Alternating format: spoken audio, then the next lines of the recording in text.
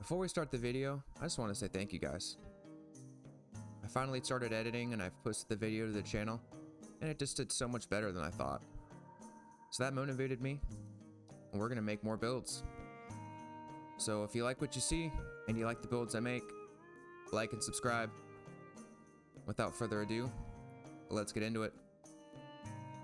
Last video I'd gotten a comment, and that comment suggests that I try using a skill called Foray. Foray gives you raw attack if the monster is afflicted by either poison or paralysis. So that got me thinking, which status would I like to use? Seems like the strongest status at the moment is paralysis, but with Foray, you only get the damage while it's active, so it's not going to be up very often. So if we want to keep Foray up as long as possible, I feel like poison would be our best bet. We have a few options for poison weapons, but I think it's pretty clear. I'm not going to take the time to roll a perfect Ardian poison sword and shield. So the next best thing is the Rathian sword and shield. It might have low raw, but it does make up for it in a few key aspects.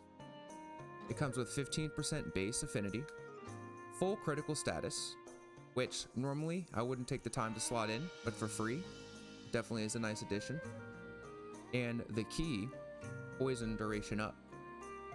That'll increase the time a monster is poisoned, keeping Foray up even longer, maximizing the damage we can get out of the skill. Looking at armor pieces that have Foray, I noticed a lot of them also have peak performance. Peak performance is a skill that got nerfed in Wilds, and it's usually pretty hard to keep up. But with the new update, and the new monster being Zoshia high rank, it gives us a viable set bonus called the Zoshia Pulse. It'll gradually increase your health past even the red bar, so if you take chip damage, you're able to quickly recover it and peak performance will stay active. On top of that, with this build, I also fit in Arkveld's Hunger, which after hitting a few times will increase your health as well. So if you're staying in the heat of the battle, you're poisoning them, and you're staying topped off, keeping peak performance and Foray up as long as possible, you actually start to see some crazy damage.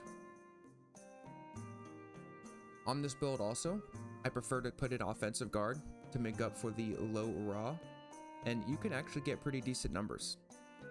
Now, it's not going to be the same as if you were matching the correct element or going full raw, but I feel like for the monsters that are super weak to poison, this is a great set and a great matchup, pretty much for any of those monsters. The monsters that are 3-star weak to poison are Chotacabra, Quemetris, Hirabami, and Zuwu. Not typically one of the harder monsters you face, but you do face a lot of them. And it's a fun build to help if you go to help lower hunter rank players, and just fun to mess around with. Something else to note, Arkveld and Zoshia are both 2-star weak to poison as well, so it is something you could try if you were bored or wanted to challenge yourself a little bit. This build put together actually is pretty insane. And with all the armor pieces being rarity 8, you can crank your defense pretty high. And with all the health recovery we have, we feel pretty invincible. Speaking of the equipment, let's get into that. For the helmet, we are going to go the Numinous Crown Beta. It comes with the 3-slot, a 2-slot, and a 1-slot. Agitator's alright, but not what we're focusing on. Recovery speed is really good in this build, and with a 3-slot, a 2-slot, and a 1-slot, it's a really good helmet. For the chest, we go the Arc Vulcan Male Beta. It only comes with 1 point of weakness exploit, but a 3-slot and a 2-slot is pretty good, and it helps us get the hasten recovery set bonus. For the gloves, we have the Guild Ace Vambraces Alpha. These are really good because they come with peak performance and Foray. With the 3-slot, we can fill out our build and max out Foray and peak performance pretty easily. For the coil, we go the Arc Vulcan Coil Beta. It might only come with 2 1-slots, but with 2 points of weakness exploit and a point of recovery speed, this is an insane part of our build and will help us finish off hasten recovery. And for the boots, we go the Numinous Greaves Beta. With a 3 slot and a 2 slot, has decent slots. It comes with Counter Strike, recovery speed, and elemental absorption. Unfortunately, elemental absorption isn't as useful in this build, seeing as we're using status, and Counter Strike is one of those things that is up by accident, seeing as we're trying not to get hit, but the recovery speed is nice. And it finishes off the Zoshia's Pulse set bonus. For the equipment, we're going to go with the Foray Charm 2. This charm helps us boost our Foray and max it out, which is one of the biggest focuses of the build. And for the equipment, it is really up to you. You can go Corruption Mantle because it is so strong, but I recommend Mending Mantle.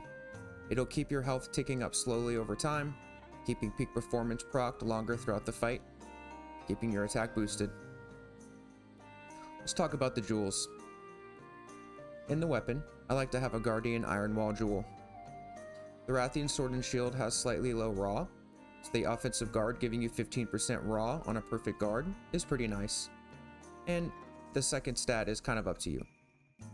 For the 2 slot and the 1 slot, I max out the poison attack, making sure that he's poisoned more often, keeping Foray up longer throughout the fight. With the helmet, we have a Foray jewel, a Flawless jewel, and a Medicine jewel. In the chest, we put a Tenderizer jewel and another Flawless jewel. In the gloves, I know it's a 3 slot, but I put a Flawless jewel in there to max out peak performance. It is only 5 attack, and you can mess around with different skills like Adrenaline Rush or even a Point of Flare, but I like seeing peak performance maxed out. In the coil, we put 2 points of medicine to max out our recovery up skills. And in the boots, we put a Foray jewel and our last Flawless jewel. And this will give us these skills.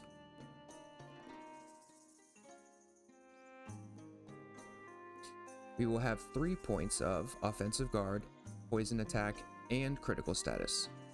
1 point each of guard and poison duration up. Maxed out peak performance and Foray. 4 points of weakness exploit. 3 points of recovery up and recovery speed, and some extra constitution and agitator. We will also have both set bonuses of Zoshia's Pulse and Arkveld's Hunger, giving us something that looks a little like this. And as an added bonus, I would like to show you the fashion that I use to make the Corvus Corruptor. For the helmet, I use the Rompompolo Helmet Alpha. For the chest, I use the Numinous Shroud Alpha, the female version. For the gloves and the feet, I use the Gormagala, Vambraces and Greaves, and then for the waist, I went the Hirobami Coil. I do want to make a shout out. All the fashion I use for these videos are by a channel called Carrot Mall. I'll put a link in the description down to his channel, but the fashion that he uses are incredibly cool, and you definitely got to check them out.